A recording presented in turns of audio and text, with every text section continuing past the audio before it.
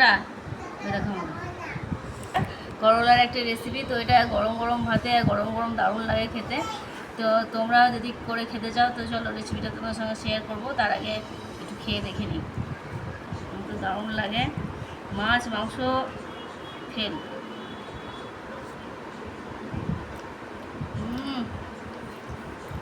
দারুণ। তো চলো রেসিপিটা কী করে করেছি তোমার সঙ্গে শেয়ার করি।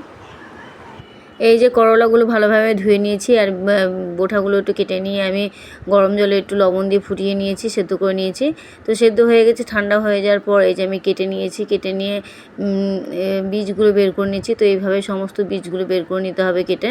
তো এই রেসিপিটা যদি কেউ করে না থাকো তো অবশ্যই করো, খেতে খুব সুন্দর লাগে। গরম গরম ভাতের সঙ্গে তো অসাধারণ লাগে। যারা করলা খেতে ভালোবাসো না তারাও খাবে, আর যারা ভালোবাসো তারা তো অবশ্যই খাবে। তো এখানে আমার সমস্ত বের করে নিয়েছি বীজগুলো, আর এখানে একটা মশলা তৈরি করে নেব। তার জন্য এখানে গোটা গোটা কয়েকটা কোয়া নিয়ে নিয়েছি রসুনের, আর নিয়ে নিয়েছি আমি জিরে আর লঙ্কা আর ধনে পাতা। তো তারপরে আমি ভালোভাবে এটা পেস্ট করে নেব।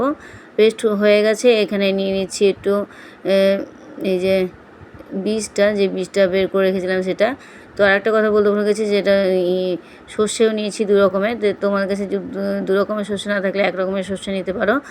আর এখানে আমি সর্ষের তেলে রান্নাটা করব, তার জন্য কড়াই সর্ষের তেল দিয়ে একটু আমি দিয়ে দিয়েছি কালো জিরে দেওয়ার পর একটু হলুদ, আর একটু দিয়ে দিয়েছি পেঁয়াজ কুচি আর টমেটো কুচি, আর দিয়ে দিয়েছি লবণ আর চিনি। ভালোভাবে এটা ভাজা হয়ে গেলে যে মশলাটা করে রেখেছিলাম সেই মশলাটা দিয়ে ভালোভাবে কষিয়ে নেব। তো ভালোভাবে এটা ভাজাভাবে কষিয়ে নিতে হবে। এই যে দেখো কত সুন্দর কষানো হয়ে গেছে। তো এইটা আমি পুরটা ঠান্ডা হয়ে যাওয়ার পরে এই যে পকেটের মতো এটাকে করলার ভেতরে ভরে নেব। তো খেতে সত্যি অসাধারণ লাগে এটা। তো বারবার বলছি, যদি তোমরা কেউ খেয়ে না থাকো তো অবশ্যই ট্রাই করো, দারুণ লাগবে খেতে।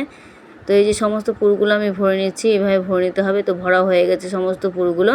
এবার আমি কড়াইয়ে ওই তেলের মধ্যে একটু তেল ছিল, আর একটু তেল দিলাম, সর্ষের তেল। তো দিয়েই আমি এখানে আবার ভেজে নিচ্ছি এটা।